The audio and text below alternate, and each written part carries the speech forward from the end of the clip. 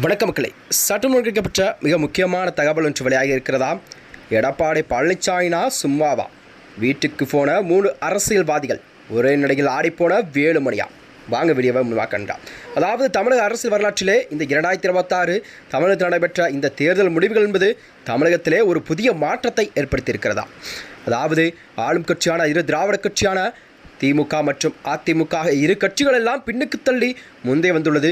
புதிதாக ஆரம்பித்துள்ள இந்த விஜயின் தமிழக வெற்றி கழகம் தமிழகத்திலே ஒரு மிகப்பெரிய கட்சியாக உருவெடுத்திருக்கிறதா. அதாவது தமிழகத்திலே இந்த 2026 சட்டமன்றத்தில் 108 இடங்களை பிடித்து தமிழகத்தில் ஒரு மிக பெரும்பான்மை காமித்திருக்கிறது தமிழக வெற்றி கழகம். இதனைத் தொடர்ந்துதான் அதாவது அதிமுகவில் ஏற்படும் உட்கட்சி விவகாரம் மற்றும் நாளுக்கு நாள் தீவிரமான நிலையில்தான் அதிமுக இரண்டாக பிளவுபட்டு கிடக்கிறதா.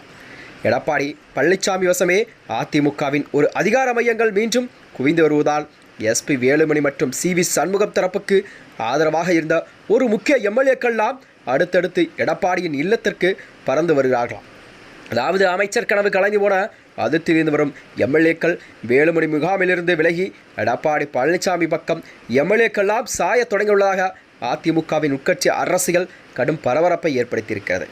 அதாவது இந்த தமிழக அரசியல் களமானது தற்பொழுது அதிரடி திருப்பங்கள் எல்லாம் சந்தித்து வரும் நிலையில்தான் தேர்தல் முடிவிற்கு பிறகு கண்டிப்பாக அதிமுகவில் ஏற்பட்ட பிளவு என்பது தற்போது அதன் அடுத்த கட்டத்தையும் எட்டியுள்ளதாக எடப்பாடி பழனிசாமி தலைமையிலான அணி ஒருபுறமோ மறுபுறமோ சிவி சண்முகம் மற்றும் எஸ்பி வேலுமணி தலைமையில் இன்னொரு அணியாக அதிமுக செயல்பட்டு வருகிறதா.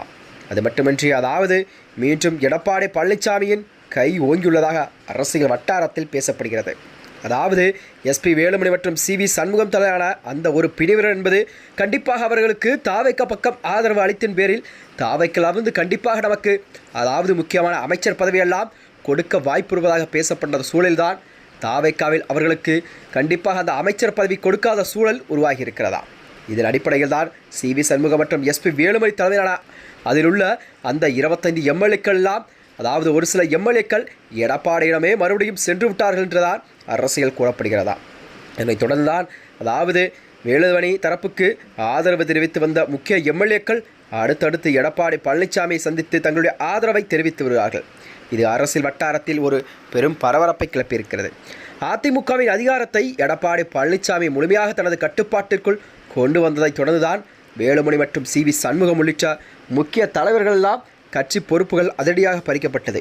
இதனைத் தொடர்ந்துதான் கட்சியில் ஏற்பட்ட இந்த அதிருப்தி ஒரு உச்சத்தை எட்டியிருக்கதா.